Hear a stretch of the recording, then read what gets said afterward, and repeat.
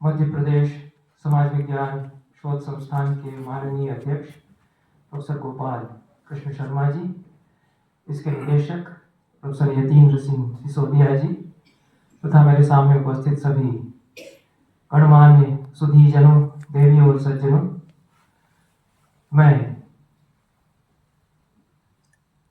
13वें आचार्य राम सखा गौतम स्मृति व्याख्यान में कुछ बोलने के लिए अवसर प्रदान करने हेतु मध्य प्रदेश समाज विज्ञान शोध संस्थान के प्रति हार्दिक कृतज्ञता ज्ञापित करता हूँ।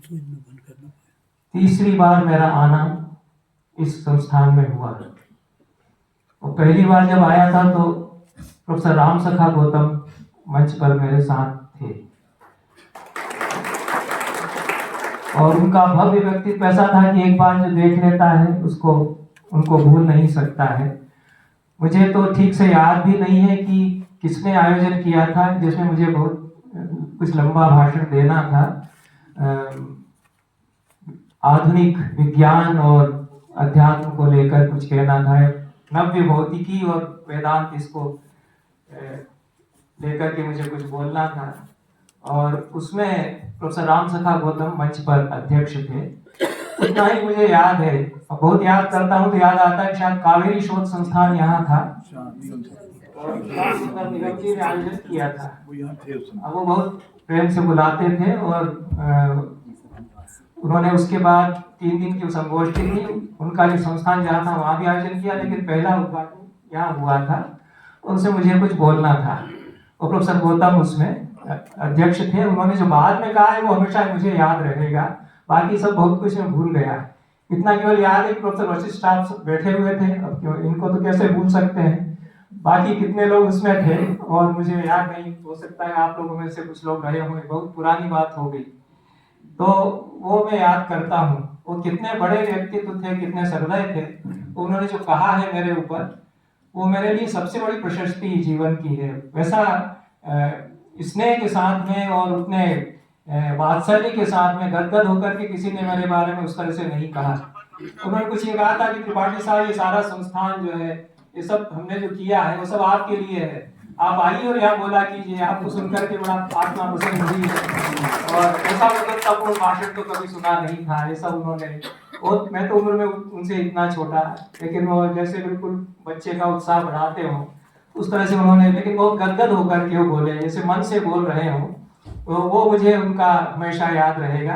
अब उसका कहीं डॉक्यूमेंटेशन तो अब नहीं मिलेगा, नहीं तो मिल जाता तो मेरे लिए वो सबसे बड़ा एक सर्टिफिकेट होता कि उन्होंने मेरे लिए इस तरह से कहा है। लेकिन अब चूंकि बात आ गई है, आप सभी जानते हैं, आप लोग मुझसे ज्यादा उनके बारे में जानते हैं, मेरा तो उनसे संवाद भी नहीं हुआ, मैंने उनको उतना सुना और उसके पहले कभी देखा। वो सागर आए थे और उनके बारे में जैसा सब लोग जानते हैं कि देश का कोई भी विश्वविद्यालय नहीं जिसमें वो न गए हों, तो उनकी कीर्ति, उनके बारे में चर्चा तो दवे साहब भी करते थे जो हमारे कुलपति रहे और कई लोग उनकी चर्चा करते थे। सागर में भी मैंने उनको देखा, लेकिन एक दुर्लभ संस्मरण है, उसको मैं और बता देता हूँ क्योंकि वो और कोई आपको नहीं बताएगा। तो वो बहुत पहले की बात है, ये जो व्याख्यान यहाँ हुआ था, मेरा पहली बार मैं आया था, वो तो करीब 20-22 साल पहले की बात होगी और उसके भी बहुत पहले की, शायद 40-42 साल पहले की बात है।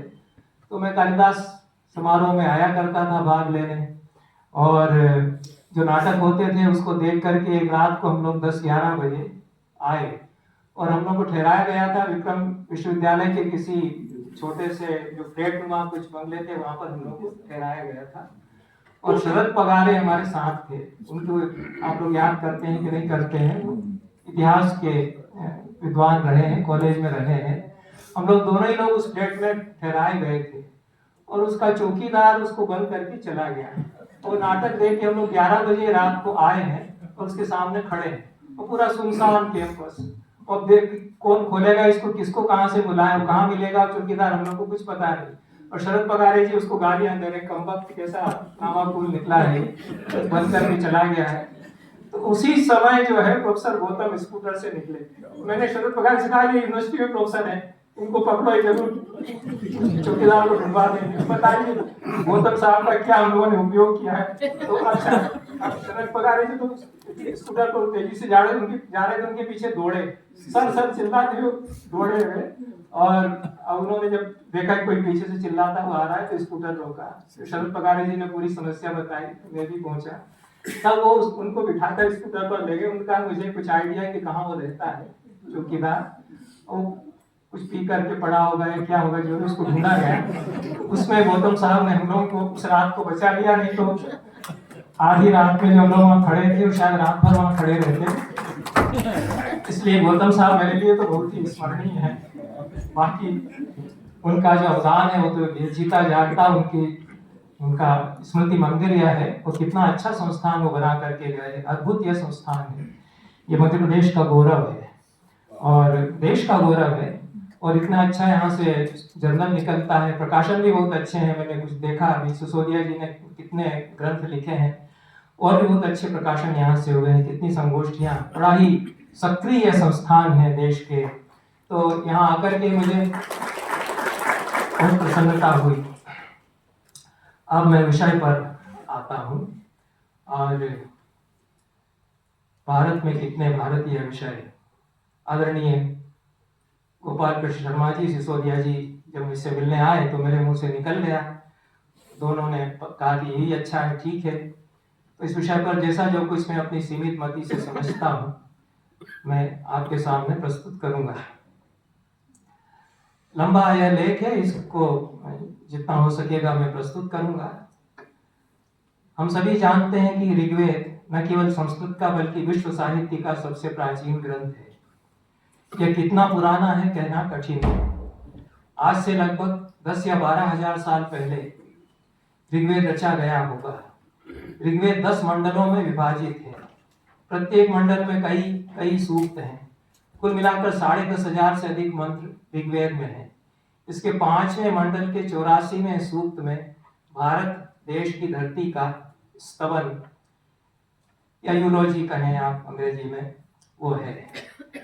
उसमें ऋषि कहते हैं, उसको संक्षेप में ही मैं बता देता हूँ। भारत की धरती जो ऋग्वेद के ऋषियों को दिखाई देती है, प्रकृष्ट गुणों वाली तथा महिमा से संपन्न पृथ्वी, तुम प्राणियों को अपनी महिमा से तृप्त करती हो, तुम पर्वतों के बड़े भार को संभाले हुए हो, तुम अपनी महिमा और शक्ति से जल के प्रवाहों को बहने देती हो, तुम जो घूम रही हो और तुम जो तेजोमयी हो, हमारी स्तुतियां तुम्हारी गति के साथ चलती हैं। हिनाते अश्वों की तरह गरजते मेघों से बरसती जल की धाराओं को तुम ग्रहण करती हो। हे धरती, जब बिजली लपलप कर चमकती है और तुम्हारे ऊपर मेघों से झमाझम बारिश होती है, तब हम स्तोतागण तुम्हारी स्तुति करते हैं।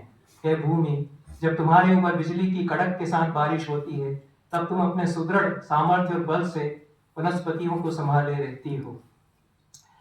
ये ऋग्वेद में है, धरती के विषय में है, और धरती से आशय भारत की धरती से है। ये भारत का पूरा परिदृश्य है। एक बहुत बड़ा सूक्त अथर्ववेद में है जिसमें 64 मंत्र हैं, और वो अद्भुत महिमा गान है भारत की वसुंधरा का। यह भारत का पहला राष्ट्रगीत भी है। उससे कुछ अनुवाद में पढ़ूंगा तो आप लोगों को लगेगा कि ऐसा गान मंत्रों में भारत की धरती के बारे में शायद और कहीं नहीं मिलेगा।